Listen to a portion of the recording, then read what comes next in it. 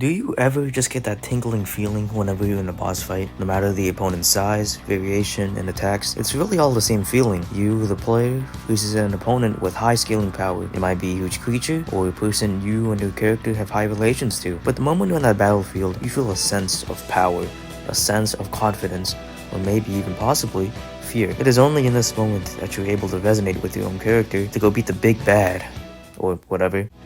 Well, that's what I feel whenever I fight sick-ass bosses. What about you? Hey fellows, I'm Nate. So a month or two ago, I was playing one of my favorite games of last year, Final Fantasy XVI. I know, a pretty decently controversial take, but that game just has some excellent boss fights, and it's what even made me inspired to make this video. The boss fights in this game were made of pure love, and hopefully paid labor, but you can definitely tell that they were. I mean, just look at this. What in the hell?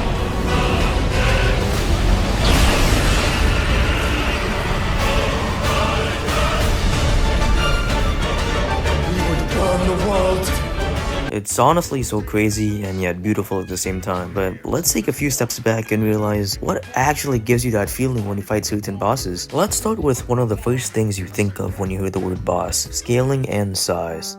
A few common reasons bosses are made is to intimidate the player, to scare the player, and to also make the player feel like they need to put their best forward onto the enemy. So what's a pretty simple way to do that? Increase the size of one. And I know that bosses don't need to be big to be intimidating, but I'll talk more about that later. But anyway, increasing the scale of a boss does work, and it helps in more ways than one. The first way would be like what I said before, fear. If there's one big in front of you, like a 7-foot dude and you're like 4'11", you're bound to feel at least a little bit scared. I put that into a game perspective. Let's take the first part of the Garuda fight from Final Fantasy XVI into example.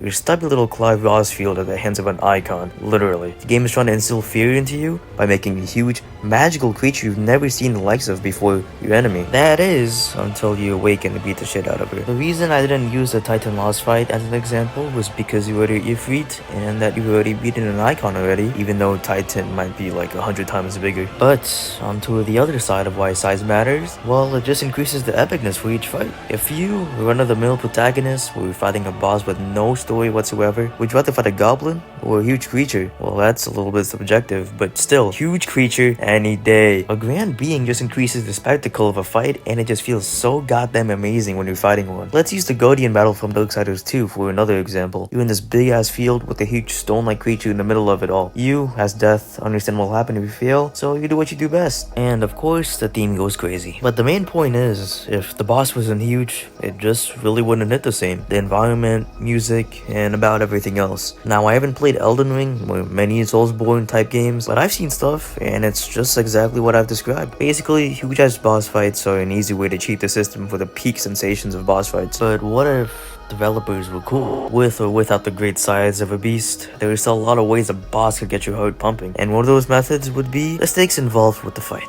The feeling you get when a battle stakes are at its highest just makes you feel like you need to succeed in your mission, otherwise the entire world is doomed. You are given a high immense amount of pressure, which ultimately should lead you to playing the very best. Now, an example would be literally most final bosses of JRPGs. I don't know why, but they're always killing gods by the end, but really most final bosses carry the highest amount of stakes, as they should, since you know it's the final boss and they're the people most likely to end the entire world. Godlike enemies have the biggest and easiest road to that type of potential, even if it is overly saturated nowadays. Just the name alone should give you insight on how powerful they are, and if you are to face a god, it should instill fear, but also a sense of bravery. You're meeting your maker with frontward confrontation, which means if you are to lose, know that all shall be ruined, I guess. Well, at least that's how it usually is, but basically, knowing that there's many things at stake just really gives you that feeling to overcome the boss fight. But a fight can't just be a fight. There has to be something else, some extra layer to really give you that feeling, and there would be nothing other to fill that slot other than music.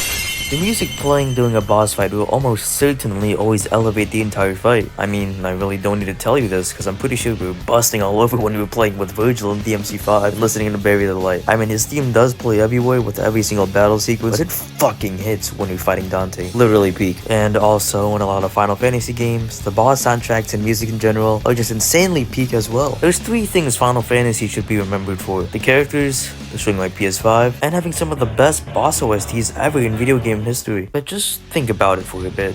Think about how much music can impact and improve boss fights. An example would be literally most boss fights, with some of these being my favorites. But yeah, music really does change the perspective and environment of everything. In my opinion, it really affects turn-based JRPGs the most, because playing turn-based JRPGs would be a lot less enjoyable and fun if you weren't hearing some sick-ass tracks as well. So it's a goddamn blessing for the Persona franchise to have some of the best soundtracks in gaming. And so with that, thank you for wasting your time or spending it wisely. I'd appreciate you if you subscribe, or almost there, or show some other ways to support me. Anyway, see ya fellas. I think it's just a type of way to explain how I miss you.